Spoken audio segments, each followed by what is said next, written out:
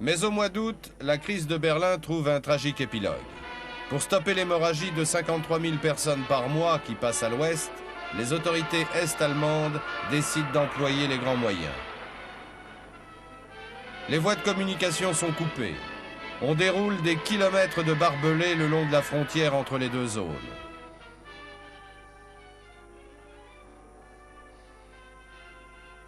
Et puis, à la stupeur générale, les premiers éléments bétonnés d'un mur se dressent. La porte de Brandebourg est sous haute surveillance. Tous les points de passage interzones sont fermés.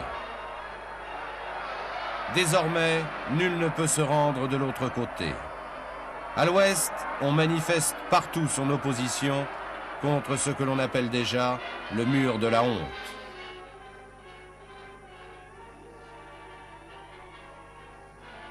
Devant ces éléments de béton préfabriqués et la rapidité de l'édification, il ne fait pas de doute que le coup était préparé à l'avance.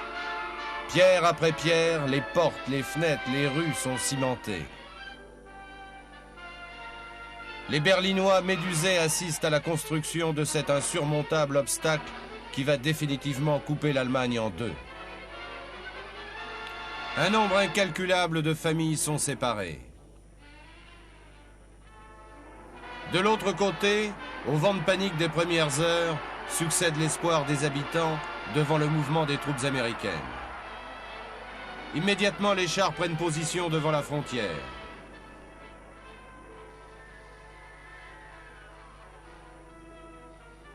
Les effectifs sont renforcés, mais la note de protestation faisant acte de violation du statut de la ville est rejetée par Moscou.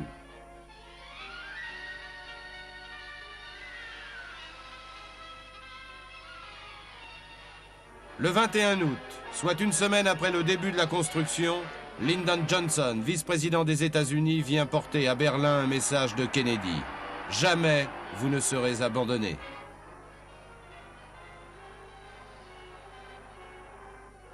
Pourtant, à Paris, en fin d'année, Adenauer et De Gaulle doivent se rendre à l'évidence. Les Occidentaux sont restés totalement impuissants devant la fermeté de Moscou. Échec des 4 ministres des Affaires étrangères.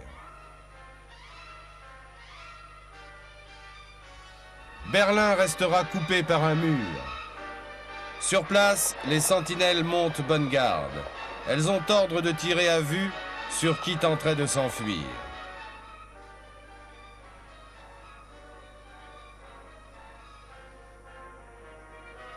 Le face-à-face Vopo-MP.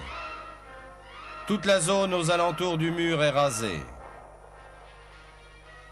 Ce no man's land, où l'on peut repérer plus facilement les fuyards. Côté ouest, on insulte, on provoque, on jure vengeance malgré la riposte de la police est-allemande.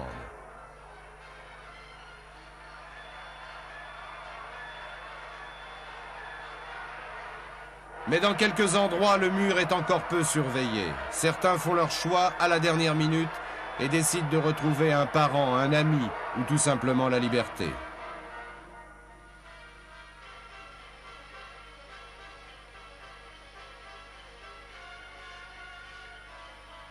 Évasion spectaculaire, livrant au monde des images que l'histoire n'oubliera jamais, comme ce Vopo, un policier est-allemand qui abandonne son fusil et saute vers un autre monde.